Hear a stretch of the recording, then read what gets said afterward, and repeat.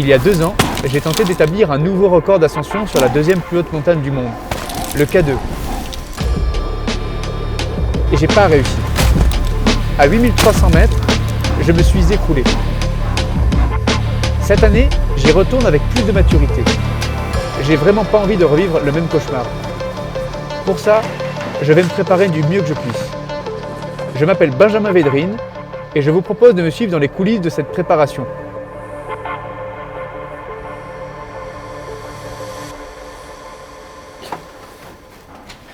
Bon.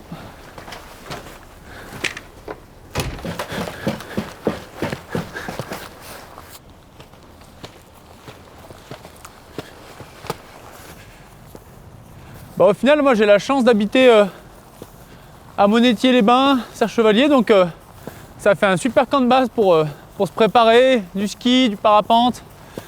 Sur cette expédition, finalement, c'est la première fois que je mets en place une préparation aussi aboutie, aussi sérieuse. Donc là, en gros, ça prend vraiment 3 mois à peu près. Et j'ai construit une équipe autour de moi. Ça fait 4 ans qu'on bosse avec le collectif France en ski alpi. Et puis maintenant, bientôt, on va dire 1 an, 6 mois, 1 an qu'on bosse avec Binge. Et notre approche, elle a été autour de l'humain depuis le départ, en prenant en considération toutes les facettes de la personne. Mec, là j'allume. De toute façon, là je m'échauffe. Ouais. On fait la séance d'homme trainer. Ouais, après tu te changes. Après je me change le plus vite possible. Non mais non, tranquille. Il y a une partie en vélo et après il y a une partie à ski. L'idée du vélo, c'est de créer une pré-fatigue. Et dans une idée à long terme sur le K2, c'est qu'au K2, tu vas engendrer une grosse fatigue musculaire au fil de l'effort et qu'il va falloir être capable de maintenir un rythme dans la fatigue musculaire. Bah, on va attaquer dans 30 secondes, mais déjà mets-toi sur la pente à 7. On va se mettre à 7. C'est hyper difficile de se baser qu'au cardio, tu vois. C'est pour ça que l'échelle des RPE est beaucoup plus juste. Le RPE, en fait, c'est l'échelle de perception de l'effort. Donc c'est sur 2, 1, 10. Ouais. Et ça va être intéressant parce que là, on va le faire aujourd'hui, tu vas le faire vendredi aussi après Manon. Okay. Comme ça, en fait, on va pouvoir corréler RPE, seuil, FC, lactatémie, enfin, on va avoir plein de choses pour après se baser vraiment que sur le RPE. Okay. Et surtout en haute altitude, à mon avis, c'est ça qui fait sens, quoi. On est reparti, Binge. Là. Ouais, là. Ok, 15 secondes, Binge. T'as 10 pulses de moins que tout à l'heure. Enfin, c'est en train de monter, mais ouais, en gros, ouais, ça monte, mais du coup, tout à l'heure, c'est monté hyper haut. Oui. Et après, en fait, t'arrivais plus à le faire descendre, quoi, tu vois. Alors que là, en le montant progressivement, c'est beaucoup moins dur, la perception, je pense. C'est ce qu'on recherche, ça, hein, c'est important. Hein. C'est de monter progressivement à l'intensité donnée et pas d'être au-dessus et de descendre à l'intensité donnée. On prend 5 minutes et puis après, on va là-bas.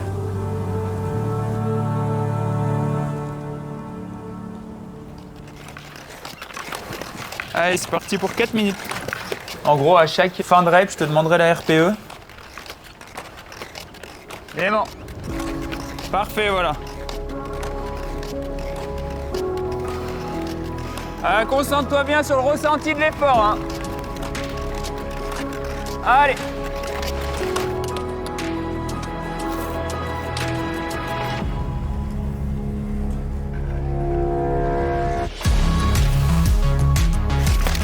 Le petit replat, il fait du bien au-dessus.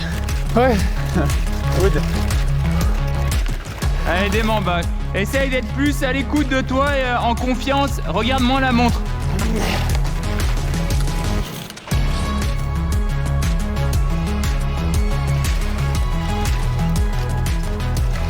Allez, Binge, allez.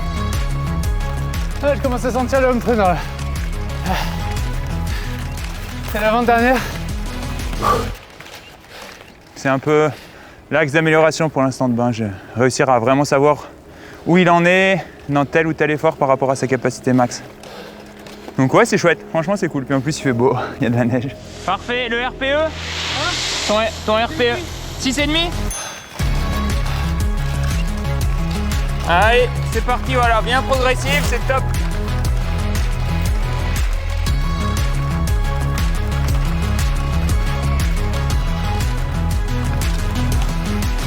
RPE combien? Pareil que l'autre. Okay.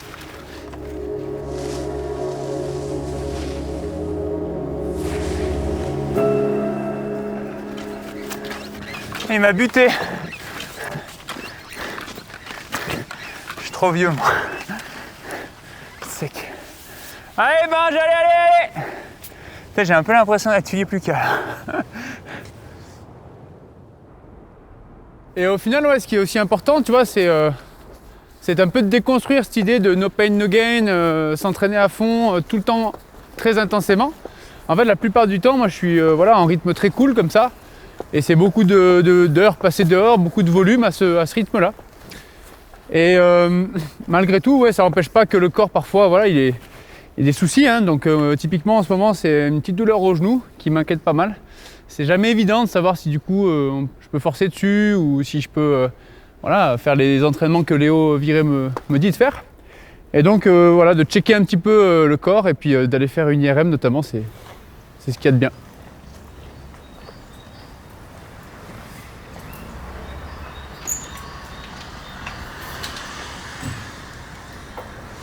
Et ben du coup c'est pour un problème au genou droit. Ouais. Voilà, c'est inconfort, la rotule qui bouge un peu, qui craque un peu quand je fais du ski, et grosse douleur à la fin de la flexion maximale quoi. Avec les chaussettes trouées. Je sais pas si ça va leur plaire ça. Ça me stresse pas, ça m'intrigue juste sur le résultat, tu vois. C'est tout bon ? Eh ben allez. Allez, feu. À la machine. Mais bon, en même temps, ouais, tu vois, le projet au final du K2, tous les jours, c'est les entraînements qui vont dans cette direction. Toute ma vie est planifiée autour de ça, donc c'est quand même cool dès qu'il y a un problème de pouvoir être sûr que je peux continuer à bourriner dessus, à m'entraîner sans qu'il y ait trop de casse. La réussite de cette expédition, elle est conditionnée uniquement dans la capacité à pouvoir maintenir un bon entraînement, quoi. On avait évoqué peut-être une douleur méniscale, mais ah oui, non, non, c'est pas ménisque, ça je te rassure. Et Okay. c'est comme une grosse tendinite, quoi. Ah ouais, okay. C'est exactement pareil. Donc c'est rassurant. Ça va être du renforcement musculaire, mais ça, le pape physique, il va bien le connaître. Ouais. Tu vois, pour renforcer, pour en fait stabiliser la rotule. Okay. Puis bonne réduc, bon courage. Ouais, bonne réduc, ouais. Bravo pour tout ce que tu fais. Merci, sympa. À la prochaine. Salut. Ciao. J'espère pas à la prochaine. Oui. Bon, ailleurs, en montagne. Ciao. Bon, nickel. C'est super cool. Bon, déjà, on écarte le plus grave, quoi, le ménisque. Donc ça, c'est cool. Après, ce qui est super cool aussi dans ce projet, c'est de pouvoir faire des choses que j'aurais pas forcément mis en place autrement. Et typiquement, là, on m'a proposé, Léo m'a proposé de passer un test d'effort à Prémanon, dans le Jura. Et voilà, ça va me permettre aussi de rencontrer Jonas, qui est un spécialiste du test HRV. C'est un test en fait qui mesure l'intervalle entre deux battements du cœur. Et grosso modo, ça me permet de définir mon degré de fatigue. Et pour moi, c'est assez important sur le K2, parce que je ne veux pas faire la même erreur qu'il y a 2 ans. Et donc, je veux que la veille du départ, que le moteur soit prêt, que le corps soit pas trop fatigué. Donc, c'est quelque chose que je ferai tous les matins, au réveil, 4 minutes couché et 4 minutes debout.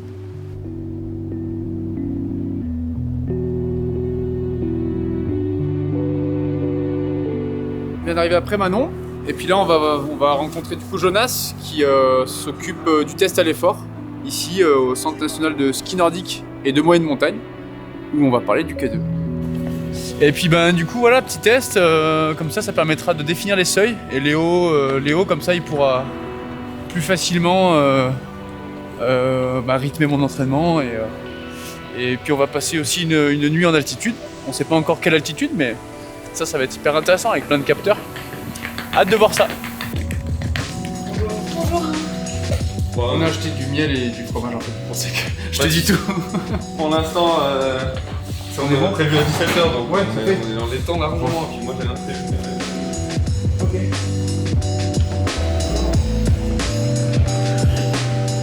Alors moi, Léo, il m'a rien dit de précis sur comment j'allais me faire manger. Il faut savoir que le tapis gagne toujours. Toutes les 3 minutes, on va augmenter la vitesse. Donc c'est des paliers de 3 minutes. Ouais, c'est des paliers de 3 minutes. Donc toutes les 3 minutes, on fait la prise lactate. Ok. On a aussi donc toutes les données de VO2. Donc tu vas mettre un masque pour avoir la VO2 et toutes les données ventilatoires. Ok. Et en fait, combiné donc, avec les prises lactate. Prise lactate, ça tu fais comment? Donc c'est en fait, on prélève un petit peu de sang au niveau du doigt. Donc tu fais un petit prélèvement sanguin avec une sorte Une petite d'aiguille aiguille, ouais. Une petite aiguille, Ok. voilà, qui fait une petite goutte de sang. Ok. Et donc on fait un petit prélèvement et donc ça nous donne ta lactatémie, qui Ok. est un indicateur d'intensité. C'est bizarre, non? Qui pourra faciliter l'entraînement, enfin le travail, Ce qui pourra les faciliter exercices. l'entraînement, ce qui pourra faciliter aussi, pourquoi pas, peut-être des allures aussi, des allures justement à ne pas dépasser, tu vois, Ouais. des zones de fréquence cardiaque à ne pas dépasser parce que sinon tu sais que tu vas rentrer dans une fatigue délétère, Ouais, des ok, choses comme c'est ça. c'est pas productif, quoi. Voilà, exactement. Est-ce que tu es prêt? Allez, 3, 2, 1, c'est parti. Je pense que tu vas faire entre 30 et 45 minutes de test.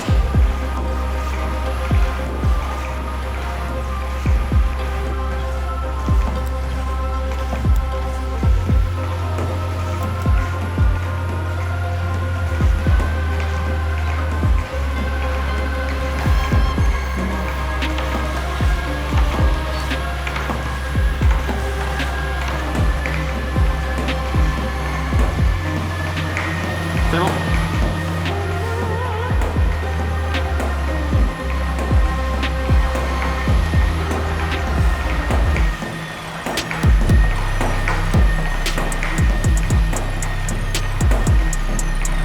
Et là on s'arrête plus, on fait plus de prise lactate.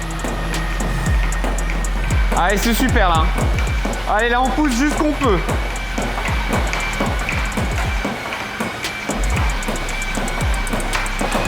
Allez, ça va accélérer encore. Allez, allez, allez.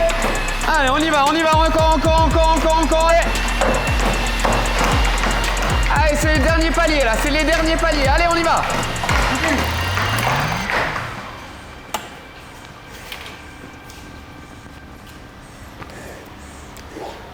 Super, excellent.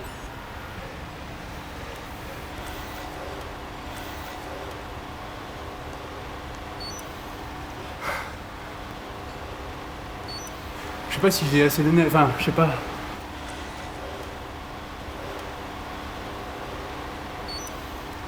C'est bon. Merci.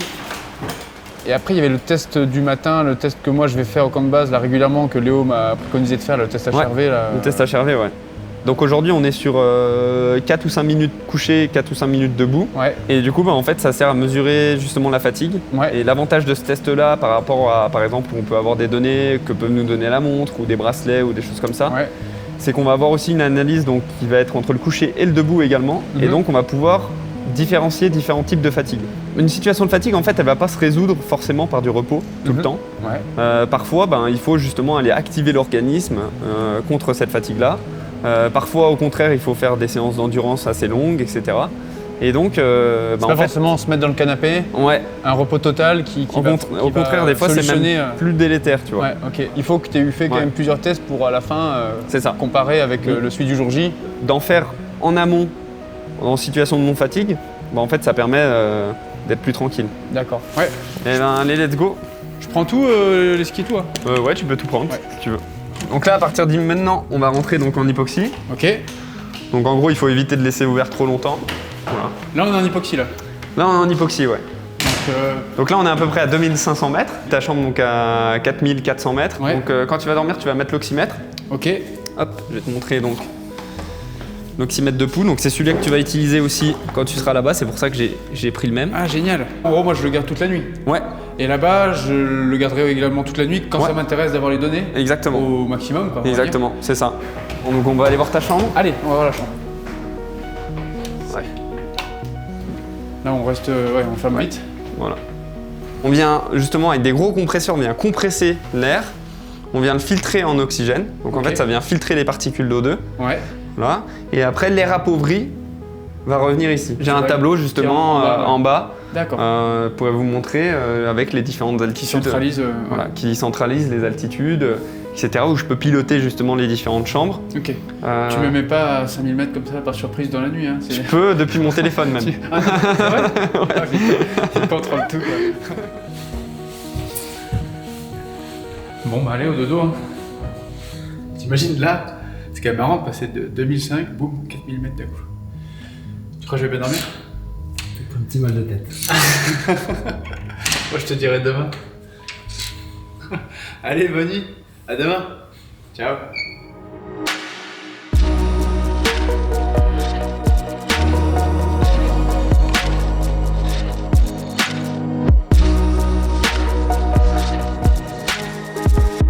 Ouais, du coup, j'ai eu Jonas et je te recontextualise juste l'idée générale du test. L'idée, c'était de faire un état des lieux à l'instant T de tes capacités physiologiques sur la filière aérobie. On voit que la machine, elle est importante, c'est-à-dire que tu as un gros moteur, mais les plages d'utilisation de cette machine-là ne sont pas optimisées. Et en fait, l'idée de s'entraîner de manière physiologique dans la filière aérobie, c'est de repousser ces seuils le plus haut possible vers VO2 max. Ok. Le développement de ces seuils-là, on peut rapidement voir une évolution et une augmentation significative des performances. Potentiellement, sur le papier, théoriquement, si tu décales ton seuil 2 vers VO2 max, ne serait-ce que de 5-6%, tu augmentes déjà ta vitesse ascensionnelle au seuil 2 de 300-400 mètres/heure. Avec la très haute altitude, il y a peu d'études et à mon sens, ça change encore beaucoup de choses, quoi. On va arriver dans l'entraînement, te faire t'approprier cette théorie dans ta pratique à toi. Et tu vas créer une finesse dans le ressenti et dans la perception de l'effort. Mais en fait, cette perception-là, elle sera juste aussi à 8000 mètres parce que c'est ta perception et ton cerveau, il prend tout en compte. Elle n'est pas biaisée par le stress environnemental, non. Ouais, et ce qui est cool au final avec Fabien, c'est qu'on habite juste à côté, donc moi je vais chez lui régulièrement. Et depuis décembre dernier, on travaille tous les deux sur l'aspect mental. Donc en gros, moi c'est quelque chose que je connaissais pas du tout. C'est un petit peu, je sais pas, c'est un monde qui peut faire un peu peur à première vue. Moi, voilà, je suis quelqu'un qui avait besoin de donner les bonnes priorités au projet. J'avais besoin d'être un peu moins angoissé parfois. J'avais besoin de plein de choses qui ont attrait un petit peu à la psychologie. Et pour le K2, c'est quelque chose qui était important pour moi dans le sens où j'ai envie de prendre les bonnes décisions au bon moment. J'ai surtout envie, en gros, de bien m'entraîner. Et pour ça, en fait, je suis quelqu'un qui avait besoin de structurer un petit peu les choses. Et voilà, la prep mentale, elle intervient à cet endroit-là. Et pour le moment, ce que je retiens de cette préparation physique et mentale qui fait que commencer finalement, c'est les 3 personnes qu'on est, avec les champs de compétences qu'on a, et avec les égos qu'on laisse de côté, cette synergie qu'on arrive à construire, pour le moment que je trouve vraiment formidable, et qui pour moi est essentielle dans la réussite de ce genre de projet qu'on construit à plusieurs.